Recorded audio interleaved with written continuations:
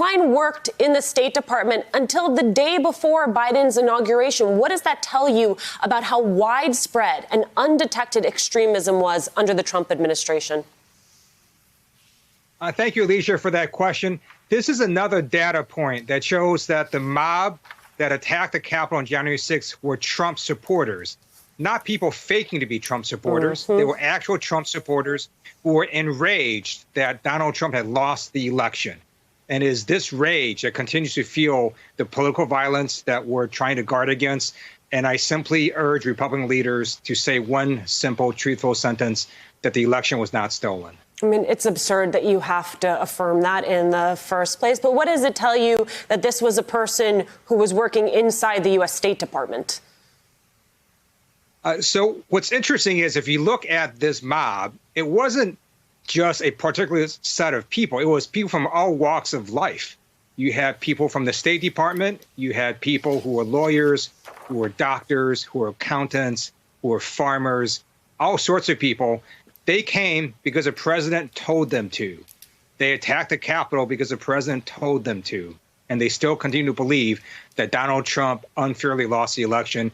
And we need to really get people to say that was just a big lie and to stop repeating it. Your colleague, Congressman Zoe Lofgren, posted a nearly 2,000-page report documenting posts from GOP lawmakers who voted against election certification on January 6th.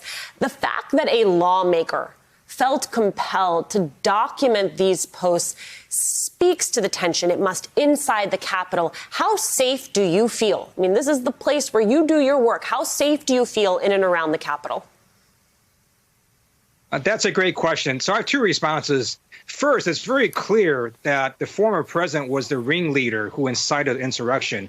But you also had a lot of people who continued to repeat the big lie, and those included Republican members of Congress. And if you look at their social media feeds, some of them continue to repeat the big lie even today. And some of them also want to carry guns, for example, onto the House floor.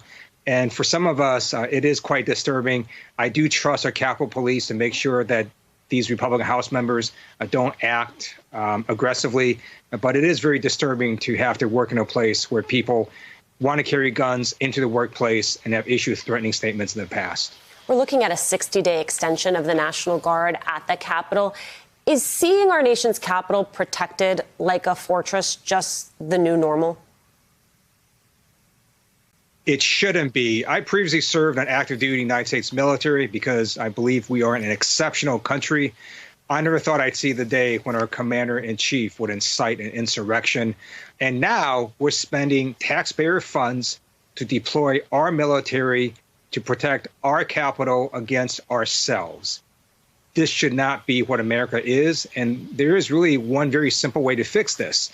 You just have to have Republican elected officials tell the base the truth, that the election was not stolen and that Joe Biden won the election fair and square. Congressman, I want to pull up new reporting from the AP about how a patchwork of law enforcement agencies tried to stop the siege and how a lack of coordination and planning made that incredibly difficult. This piece of the article stood out to me. Quote, 2 firefighters loaned to Washington for the day were the only medics on the Capitol steps January 7th, trying to triage injured officers as they watched the angry mob swell and attack police working to protect Congress. I apologize. That should have been January 6th. Is it your sense that these threats are ongoing?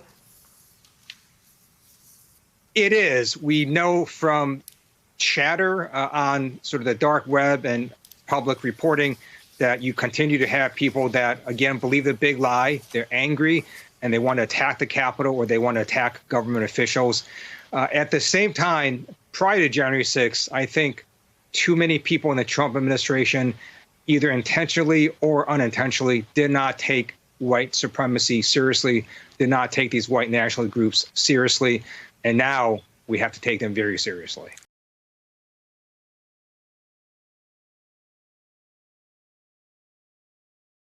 Hey, thanks for watching our YouTube channel. You should know that you can follow today's top stories and breaking news and catch up on your favorite MSNBC shows all in one place. Download the NBC News app today.